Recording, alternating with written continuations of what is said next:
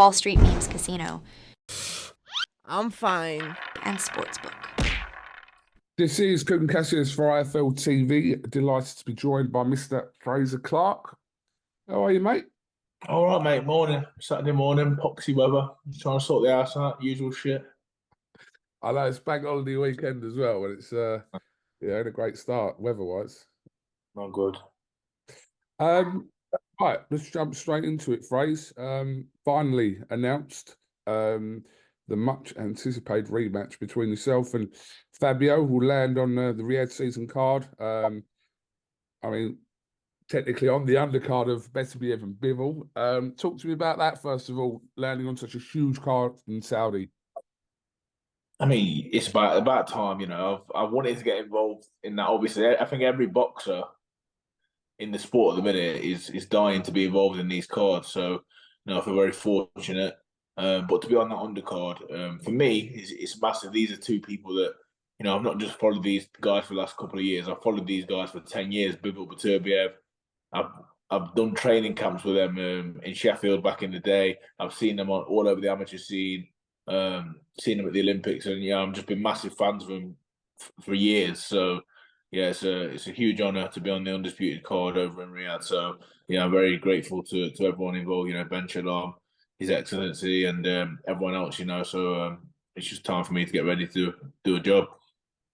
I mean, there was some strong kind of, say, rumours. There was whisperings of this fight kind of taking place on its own in this country, in England.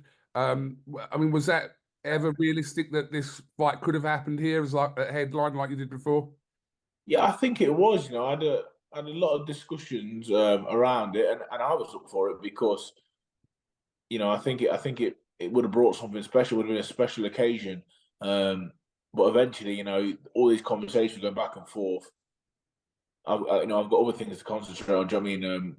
So I just let the powers that be sort of deal with that, and then I was just waiting for a date, ticking over, waiting for a date, and then eventually we landed on this one. So happy days. I mean, it was straight after the fight. It was already obviously there was a public outcry for this rematch to happen next. Was you considering at all any other options before this fight with Fabio? Obviously, was confirmed that you could maybe wait for that fight to happen, or was it always going to be Fabio next? Yeah, so that was thrown out there a little bit, and it was thrown at me. And there was conversations, but in my heart of hearts, I think I sort of sometimes you have to side with the public. You know, I think that was I wanted to do what I wanted to do was avenge that draw, and I think what the public wanted was that as well. So I always had in the back of my mind that this is going to be the one, really, really and truly. All the other conversations were just, you know, smoke and mirrors. Really, nothing was really serious. So I think myself and Fabio knew that this was the one. You know, it gets the juices flowing on all levels, and I think boxing needs good fights, and the fans deserve good fights, and it definitely was the first time. So, you know, I don't see no reason why there was no immediate rematch, and here we are. As fans, are we to expect a carbon copy of the first fight, or not necessarily? Not necessarily. I mean, listen, I think when you break it down and you look at mine and Fabio's character, I think we both sort of in a weird way enjoy that kind of fight. You know, a fight that's hard and gritty and stuff like this and that. But you know, I know Fabio's team. They're clever people. You know, they're going to want to make it a lot easier than last time. I know myself. I made a few mistakes. I don't want it to be the same fight as last time. So I imagine it'll catch fire because just the people that we are. But you know, I don't want to give too much away. But yeah, there's things that I can change, and I'm sure there's things that he can change as well. Obviously, this fight was kind of aligned with Fabio's announcement that he's joined Frank Warren. I suppose it's no great shock that he's gone over to join Queensberry and Frank. No, you know, I think, you know, like Fabio said in an interview where he said that Frank Warren's like sort of the man of the moment, and he's not wrong. You know, I think he's been the man of the moment for a long time. You know, like I say, I've watched boxing for a long time, and he's done amazing things. So I think he's got a really good heavyweight stable at the minute. He's making great heavyweight fights. Fabio is a free agent. It sort of made sense for him. So yeah, I can understand that absolutely. I did ask Fabio, and I'll ask you about whether you feel as though you may have to get the knockout in order to be conclusive in this fight. I mean, Fabio said no, he doesn't believe that will be the case, that he doesn't feel like he has to knock you out. He does, because he can't outpoint me. So he does. He does. And yeah, absolutely. I do. Sorry to interrupt you, mate, but I do feel like, yeah, that is the way I want to win, because I don't want to leave nothing to chance. You know, I know that even last time, Fabio's team, you know, they were cheerleading from the side. I think it had influence on the referee, so that's why the point got taken off. So this time, I don't want to leave that in anyone's hands. I just want to get it done, you know, myself, and make no mistake about it. I'm gonna try and knock him out. I mean, look, we know obviously the fight's in Saudi, but I suppose Fabio signing with Frank Warren, you are going to feel like kind of he's the home fighter, you're the away fighter in that respect as well. I don't know, mate. No difference to me, mate. To be honest, you know, like I say, if I go in there and do what I intend to do, then it makes no fucking difference whether I'm the home fighter, away fighter, or what. So I never really buy into that. You know, I don't know. We're supposed to be in a fair sport, do you know what I mean? So that shouldn't matter one bit. If we can go on about just like obviously the surroundings, that he's the home fighter, and listen, I know everyone in boxing. I've known everyone in boxing for years. So anywhere I go, I feel like the home fighter. It doesn't matter. The card that was announced the other day, I mean, some great fights on it, and there's some really kind of random fights on the card as well, which is good. I mean, there's a lot of decent matchups on there, so that card is kind of stacked from top to bottom. Yeah, I mean, obviously the one that comes to mind straight away is obviously my good friend, a long time friend, Joe Cordina, taking on Shakur Stevenson, and obviously Joe's beyond friends to me. He's family, but you know, I was the first to say when I seen that, I was, whoa, that's a fight and a half. It's a hard fight, you know. I think I'm one of the probably the biggest fans of Shakur, you know, and I have been for years, since probably years and years ago. I seen him in the gym in America, sparring all my teammates for Team GB, and he was having a field day. He was having a field day with some really top fighters. So I knew, and he was, we were doing, people were doing 3 rounds. Shakur was doing 12 rounds, and this is when he, you know, this is a long time ago. So I knew of his qualities. But listen, Joe Cordina, you know, he's not to be overlooked. 2-time world champion. Unbelievable skill set himself as well. You know, really good fighter. So I know last time I didn't have his best night, and we've spoke about that. But you know, if he can get everything right, then I think he can give Shakur a really good fight. Yeah, I mean, fair play to Joe. Obviously, coming off the back of a very disappointing night against Kakashi, to jump straight in with Shakur Stevenson, who's incidentally also now signed a promotional deal with Eddie Hearn and Matchroom. Fair play to Joe, 100%. Yeah, 100%. I hope Joe really upsets the apple cart. I really do. I really hope Joe lands that shot that he landed in Cardiff. I really do. But you know, there's no doubt about it. It's going to be a tough task. You know, we're talking about one of the best I've ever seen. I've seen a lot of fighters, but he really is that good of an all-round fighter. Shakur Stevenson, absolutely brilliant. We shall see what happens.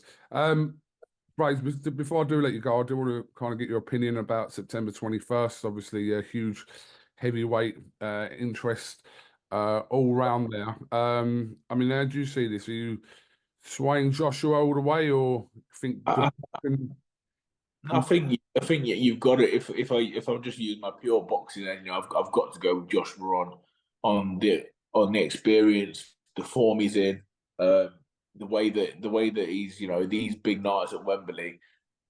This is almost bread and butter for Joshua now. Do you know what I mean? He doesn't really. I don't think he's going to phase him that much. But I think he'll be right up for it, you know, because it'll take him back to where he wants to be. But saying that, and I've said this a million times, and please, people please don't overlook Aj-Dubois, because you got to remember the division that we're in, and this is coming from someone that's been there and felt it.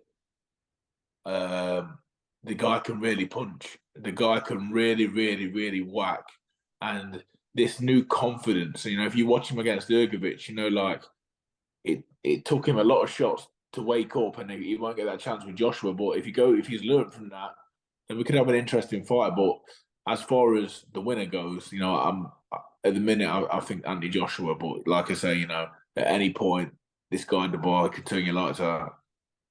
Yeah, I think there's no one should sleep on the fact, just again, based on more so on those two performances, but I think everyone's come back to the same thing, taking the volume of punches that Dubois was taking against Hrgovic.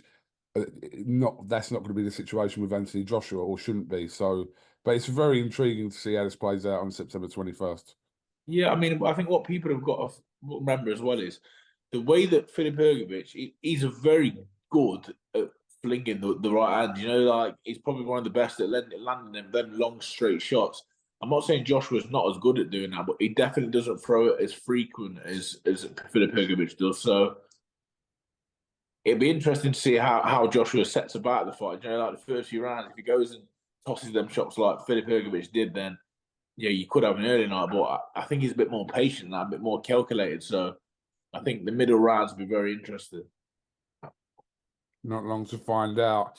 I see you met David Jason the other day. How was that?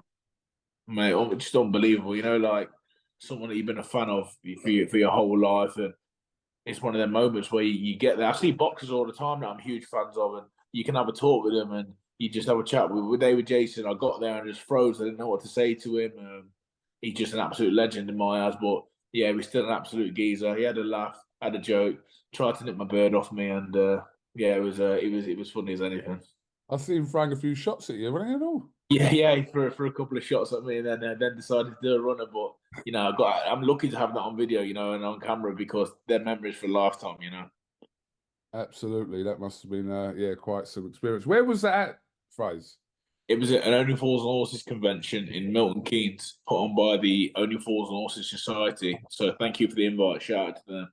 Yeah, we used to film at those conventions years ago. Actually, we used to go. We done 2 or 3 back to back, but this was like 10 years ago, and David Jason wasn't going to him then. All the others were there. Like, so I interviewed like Trigger, Yeah, Boise, Marley, Cassandra. I interviewed all of them. They're all on the channel from years ago. But David Jason or Nicholas Lindhouse, they weren't going to him then. no, I'm gutted. I mean, we didn't get Nicholas Linders, and obviously, some of the cast have passed away. But the ones that I got to speak with, it was mad because a couple of them have said, "Oh yeah, we've watched your fights and we're fans." And I was like, "Shut up!" And then, even I think hopefully, maybe not the next one, but I think when next time I fight in the UK, we could have the Only Fools and Horses cast and on ringside in ringside. 100%. That'd be good. 100%. All right, Frazer, thank you very much for your time. And yeah, I'm sure October 12th is going to, we're nearly in September now, so it's going to be full ahead. Yeah. No worries, mate. All right, cheers, Q. All right, top man. Thank you very much, Frazer Clake. Bye-bye, mate. See you later. Top man. Thanks, mate. Yeah, all right, mate. See you in a bit. Cheers, bro.